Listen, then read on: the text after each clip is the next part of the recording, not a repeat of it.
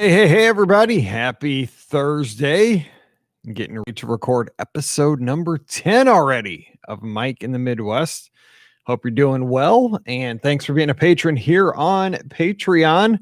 Before we get rolling with the show here on the raw feed, don't forget to check out our Discord server. Lots of great um, conversation, community building with our patrons. So check that out here in the Patreon page. There's a link and just check it out. Come by. It's a 24/7 chat room. And we're having a lot of fun with that over the past week. Thanks everybody who's checked it out. If you haven't, swing on by. There's over 100 of us talking Disney all the time. Actually, talking more than Disney. We're talking Big Brother. We're talking weather. We're talking about just life events. So really, it's a nice community that's always there. It's available 24/7. We can get a lot more interactive than here on the Patreon page. But thanks so much for your support. We have the special Discord server just for our patrons. So thanks for being there. And hope you're enjoying that. And if you have any comments or suggestions with that, let me know, because this is our community and I appreciate it so much. All right, let's get to episode 10. It's going to be back to school.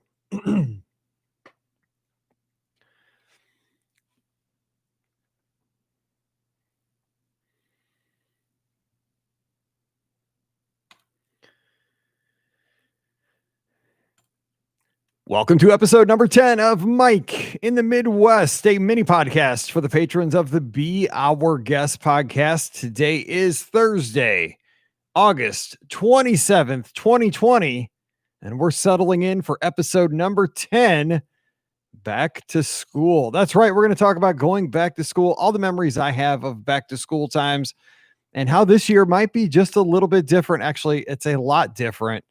And before we get to this, I want to send a huge shout out to all the students and the teachers who are getting ready to go back to school or have already gone back to school. This year is going to look different. It's going to be a challenge. No doubt it's going to be a big challenge, but make it the best it can be. Hang in there, do some virtual learning, do some in-person learning, but make every day the best it can be and overcome those challenges and learn as much as you can. So good luck to our teachers. I know you're doing the God's work out there. It's tough. You're learning a whole new system on top of your curriculum, on top of the relationships you're building with your students. So just do the best you can. Teach those kids, and kids, be nice to your teachers. They've got a lot on their plate and make every day awesome. A lot of times, students, if you're listening today, you can help your teacher out because you're probably more of an expert on the technology in video conferencing, video chatting. Kindly offer suggestions. Don't be mean about it, but you guys can be the experts, and working together, you can make this work. So good luck to everybody going back to school. We're going to talk about my memories here in just a second, but before we do that, let's go back to episode number 9, where I talked about Weehop baseball fields, which was my sandlot or my field of dreams growing up, where I played baseball. I umpired, and if you missed that show, check it out from last Thursday. But I got a little feedback. I wanted to drop this in as we start this show. I always want to look back at the week before. Kelly in the Patreon group said her old softball field was her place. She played in the town next to hers because that's where her brothers, and she went to Catholic school. And the complex was the softball and baseball fields in a castle park. Opening day for softball was such a big deal. We all felt so important. I miss it. Yes. Now, at Weehop, we didn't have, like in the Bad News Bears, they had like a marching band and all that stuff for opening day. We didn't have anything that great, but man, the first day when you had 11 baseball games going on at the same time, it was glorious. Exactly.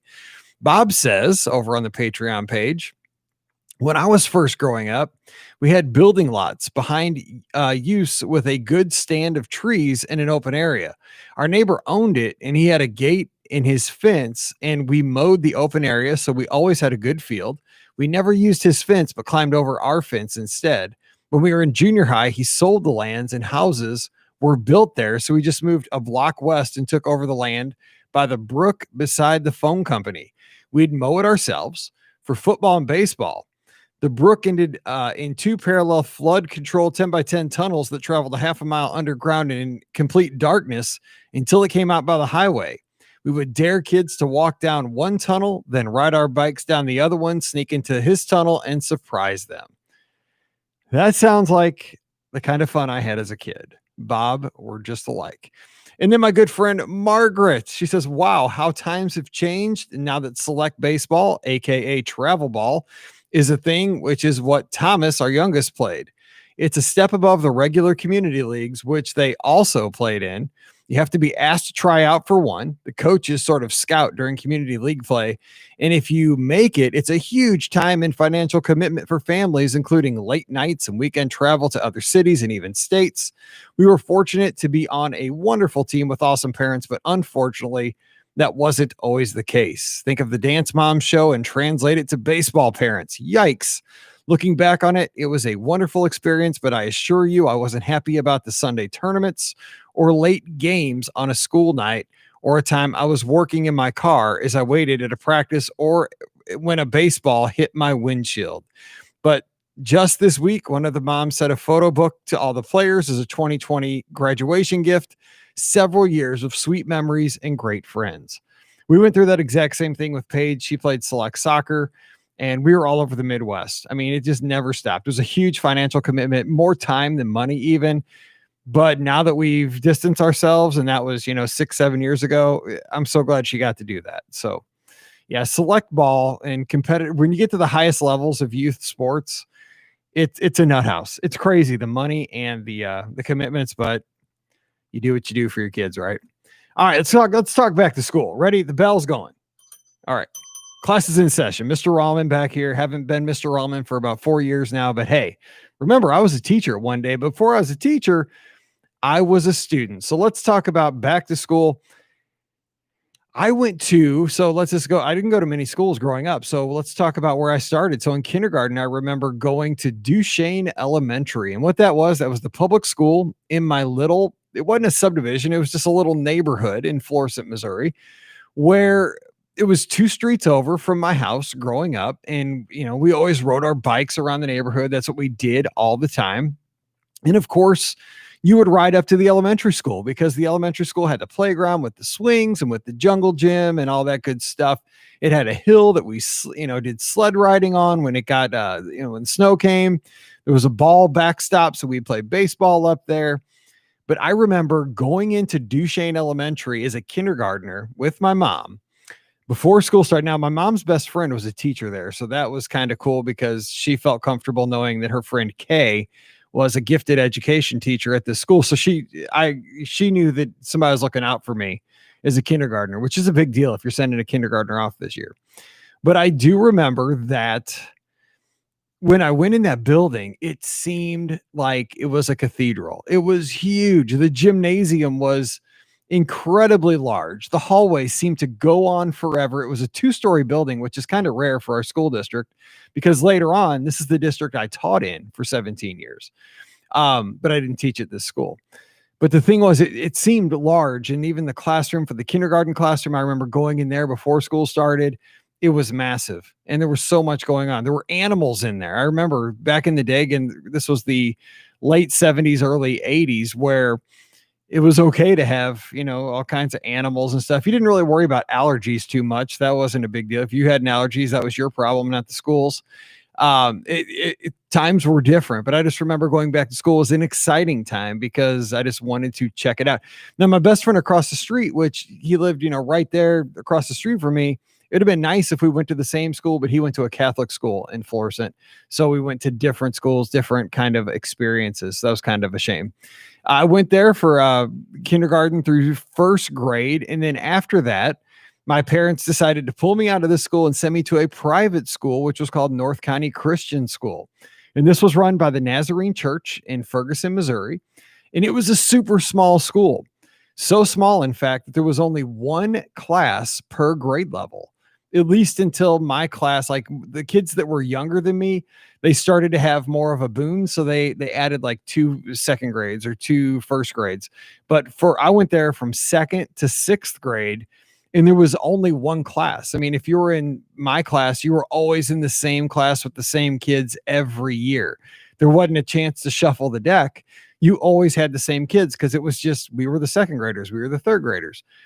Now, I remember that because it was so different than the public school for kindergarten and 1st grade because, the public school was pretty laissez-faire. You didn't have to worry about a whole lot. Going over to North County Christian, the private school, we didn't have uniforms. Like my buddy had to wear basically a uniform to the Catholic school. We had to wear collared shirts and you had to wear khaki pants, or like slacks. You couldn't wear jeans or shorts. And so now I had to get a whole kind of new wardrobe. And back then, if you remember, if you were sporting anything, you got like an Izod, the alligator polo shirt. Now, of course, we didn't have a lot of money, so I probably didn't get a lot of Izod shirts, but I got like probably instead of like the Izod alligator, I probably got something that had a crocodile, some kind of a knockoff, but you had to wear a collared shirt. You had to wear pants. The girls had to wear, I can't remember because I wasn't a girl, but they had to wear like skirts or dresses. I can't remember. But the thing is that I do remember this, and we'll talk more about this on a future show, but like if you went into school, this is how different things were. If you showed up for school and your hair wasn't like straight and like you didn't look what my teachers always call presentable, the teacher would bring you to the front of the class and comb your hair in front of the class if your hair looked a wreck. God, could you imagine doing that today? That was crazy, but I do remember it happened a few times growing up. Now, getting back to school, before school started, you always went to kind of a meet the teacher night, which was fun because I did that from the opposite side for years and years as the teacher. But I remember going at North County Christian for second and third and fourth and fifth and sixth grade. And again, after my second grade year, which was my first year at this school, it was kind of a getting back together with the buddies because you knew who was going to be in your class. Nobody failed really. And you had the same kids. 90% of the class was the same every year. So it was kind of just like a catch up night where everybody saw each other. But the thing was, at this school, it was different. We used all consumable books. If you don't know what that means you write in the books. In public schools, you tend to not write in the books because that way you can use them over and over and over again. You'd write in a notebook or a spiral or something. You wouldn't consume the books. Not the case at this North County Christian, at this private school. We used a series, and I still remember it to this day, in my 40s. This was when I was young. They were called a Becca book. That was the publisher out of Pensacola, Florida, because it was on every page. And so you would, of course, the most important thing you would find right when you go back to school is where's my desk, right? And so you would see, okay, who's sitting by me right now? Now, for me, it usually didn't last long because I talked a lot to anybody that was near me. So my desk would get moved anyhow. But it was always fun to find your desk and also at North County Christian, you would find your shrink wrapped set of books. They would have the clear plastic all around them. But these books, and again, I was kind of a nerd. I like school. I like learning. But the thing is like they always look so exciting, the history, because back then you'd have a science book. You would have a history or social studies book. We got a Bible every year, a new Bible to use, or you could bring your own back, but we got new ones. You had like 4 or 5 reading books. I remember getting like Pilgrim's Progress. You had your math book, and it was consumable every day. You just basically did a new math page with a skill you either practice or a new skill. So it was always exciting to see your books and where you sat. And of course you met your teacher, but the thing was you had a preconceived notion of how your teacher was, right? Because we were always in the same building. It wasn't very big. It was an annex of a church in Ferguson. And so it's kind of cool to see if the teacher met the expectations you had so far, like that initial night. But going back was always exciting. And they would always have things like, where you could buy a jacket that said North County Christian Crusaders, and you always want to have a jacket because that was like cool to wear, to school, around the neighborhood. I'm a Crusader. I go to North County Christian. They would have, little like a bake sale down in the cafeteria. Now, the thing this school didn't have, and I'll move on past the school in just a second, we did not have a gymnasium until I was in 6th grade. I love sports, right? I love playing sports. So that was a bummer. We played a lot of duck, duck, goose. But we'll talk about North County Christian and the daily experience in this private school as to what maybe you experience wherever you are in the country or around the world. Because I think I really do believe in the way we learned at that school. I learned a ton. But there was so much memorization. We really, really memorized a lot, but it served me well later in life. And as an educator, I have thoughts on that. But we'll talk about that. I'm just talking back to school. Now, after 6th grade, you could continue. This school went all the way preschool through 12th grade. But my parents wanted to get me in a public school for like middle and high school, socialization and sports. So we built a new house. My dad was a construction worker. And so after the summer after 6th grade, before 7th grade, he was working in a subdivision, kind of close to where we lived, about 10 minutes from where our old house was. And he started looking at those houses and we decided to purchase one and build one. So we moved in the summer of 6th grade to a new place. And the reason we moved was it had a great school district at the time. And so I was going to attend Hazelwood Junior High, which for me, I know a lot of people do middle school differently around the country. This was just 7th and 8th grade, 2 grades. Now, this was fun because I had moved the summer before going into middle school, the summer before 7th grade, which was a little strange because this new middle school. Now, again, remember, I was coming out of a private school with a class of about 25. I was now going to a public junior high that had 1,100 kids in 7th and 8th grade. It was huge. Okay. So I get that same thing that I had in kindergarten. I'm going into a building that's huge in a place that has 1 million people. I knew one person going in. I knew Ryan. Now, this wasn't the Ryan that I grew up with in my old neighborhood. This was a kid I played basketball with in Corey League. So unfortunately, his last name was close to mine. So his locker was close to mine. But I do remember going up to the school because the way they did registration in middle school, and they did it this way in high school as well, is that you would get a letter in the mail, probably in like late July, early August. And it would say, if your name starts with A through K, come up this day, L through whatever, come up this day. And you would get your bus pass picture taken. You get your little ID card you would carry around to get on the bus, your activity pass. But then I still remember this to this day. We got this folder and it had all of the school rules in it. And they required you to memorize these rules and to know these rules because you were going to be held accountable for these rules. And it had a hawk on the front, like a baby hawk, because we were the junior high school. The high school was the Hawks. So it had like a hawklet. It said Hazelwood Junior High Hawks, but that folder was super cool to get. Of course, you went in, you toured the school, but the coolest thing is that on the day where you did registration, getting ready to go back to school in middle school, was that everybody would ride their bike up to the middle school, right? Because you're coming out of 6th grade into 7th grade, you can't drive. You don't want your parents really dropping you off for like registration. So we'd all ride our bikes up and, hang out and cause trouble. We'd go down to the McDonald's, which was across the street on Howder Shell. And, just kind of that stuff. It was exciting because then, of course, when you went through the registration process and got your folder, inside there was your schedule. You'd find out, okay, do I have industrial arts first semester? Do I have, you had all these required classes. Do I have like a music class? Because you always had your basics, your English, your math, your science, your social studies. But more importantly, then you would compare with all your buddies. Oh man, we have second hour together. That's awesome. Oh man, we're not in the same PE class, but we have PE in the same hour, so we'll probably see each other.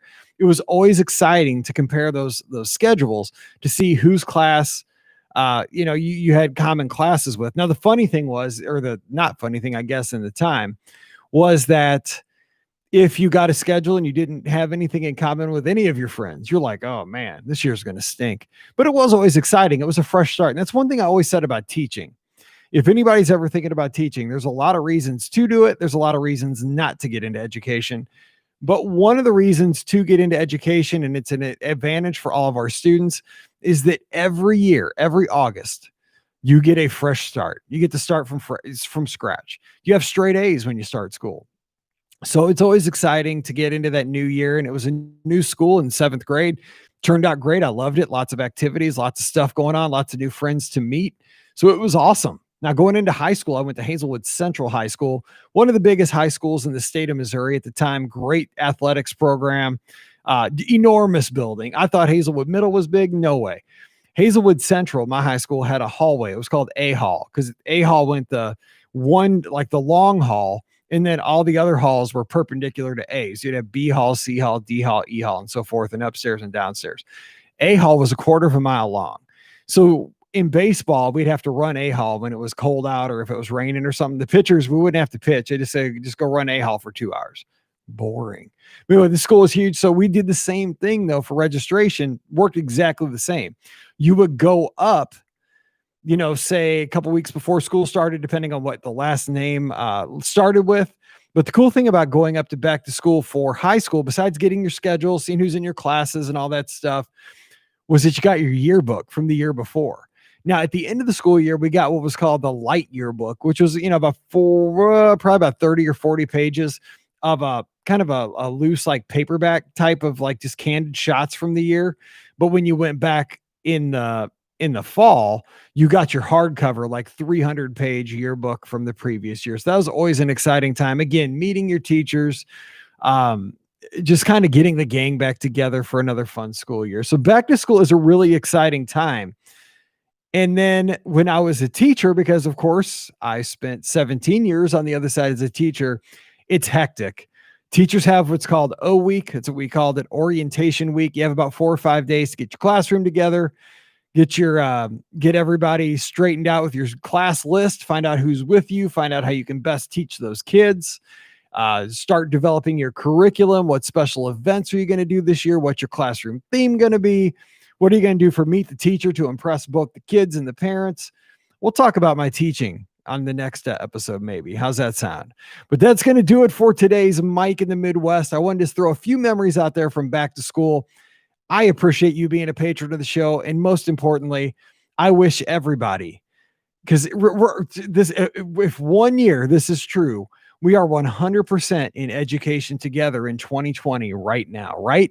The students, they're working from places that they haven't probably worked from, right? And they're, even if you're going back to school, my daughter's going back to school full time, at least right now, in person, 5 days a week, but it's going to look different, right? You can't have as much communal property. You can't do as many group assignments at this time. So it's different, even if you're going back to school. If your kids are working from home, good luck. You guys, you have the ability to really learn a lot. You just got to tackle each day and solve those problems. Get through it, learn the information, and find out what works for you. Teachers, you've got this. You're there. You're going to do fine. And parents, I know this is tough for you because we're all working full-time jobs, and now you're trying to help your kid at the kitchen table or at their, in the den or whatever you have. Just remember, you don't have to learn it all every day. Just, you got to learn something every day, right? You got to make yourself a little bit better every day. And you got to just kind of do the best you can with what you have. So let's make the 2020-2021 school year awesome. Let's hope that it ends more normal than it starts.